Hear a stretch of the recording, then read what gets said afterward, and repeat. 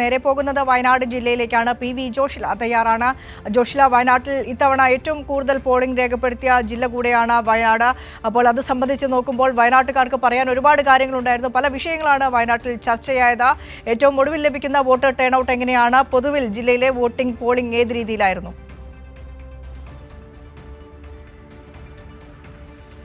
ബിനിഷ, ഇത്തവണ പോൾ ചെയ്ത ഏറ്റവും അവസാനത്തെ കണക്ക് പ്രകാരം 78.27% പോൾ ചെയ്യപ്പെട്ടിട്ടുള്ളത് എന്നുള്ളതാണ്. അത് ഏറ്റവും അവസാനത്തെ കണക്കാണെന്ന് പറയാൻ സാധിക്കില്ല. ഇനിയും ചിലപ്പോൾ ശതമാനം ഉയരാൻ സാധ്യതയുണ്ട്.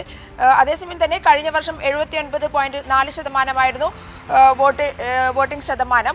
അതിൽ നിന്നും ഒരു പോയിന്റിന്റെ വ്യത്യാസം എന്തായാലും ഈ വർഷത്തെ ഇത്തവണത്തെ തദ്ദേശ സ്വയംഭരണ സ്ഥാപനങ്ങളിലേക്കുള്ള തെരഞ്ഞെടുപ്പിൽ പോളിംഗ് ശതമാനത്തിൽ വ്യത്യാസം വന്നിട്ടുണ്ട്. ഒരു പക്ഷേ അത് ആ ഒരു ശതമാനത്തിലേക്ക് തന്നെ എത്തിച്ചേരാനുമുള്ള സാധ്യതയുണ്ട്. ഏറ്റവും അവസാനത്തെ പോളിംഗ് ശതമാനം കണക്ക് എന്ന് ഇതിനെ വിശേഷിപ്പിക്കാൻ ആവില്ല എന്നുള്ളതാണ്.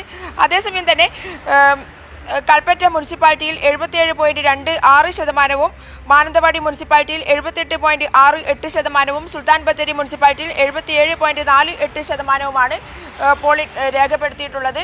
ഇതിലൊക്കെ തന്നെ വലിയ വ്യത്യാസം കഴിഞ്ഞ തെരഞ്ഞെടുപ്പുമായി താരതമ്യം ചെയ്യുമ്പോൾ വലിയ വ്യത്യാസമൊന്നും വന്നിട്ടില്ല. എന്നാൽ പോലും ടോട്ടൽ പെർസെൻറ്റേജിൽ കുറവ് വന്ന സ്ഥിതിക്ക് പെർസെൻറ്റേജ് കൂടി എന്ന് പറയാൻ ഇപ്പോൾ സാധിക്കുകയില്ല. ഏറ്റവും അവസാനത്തെ കണക്ക് കൂടി വരേണ്ടതുണ്ട്. എങ്കിൽ മാത്രമേ പെർസെൻറ്റേജ് കൂടിയോ കുറഞ്ഞോ എന്നുള്ള ഒരു കണക്ക് നമുക്ക് കൃത്യമായി പറയാൻ സാധിക്കുകയുള്ളൂ. എന്നാൽ പോലും മറ്റ് വലിയ പ്രശ്നങ്ങളൊന്നുമില്ലാതെ വോട്ടിംഗ് സമാധാനപരമായി നടന്നു എന്നുള്ളതാണ് വയനാടിനെ സംബന്ധിച്ചിടത്തോളം ഇപ്പോൾ പറയാനുള്ളത്.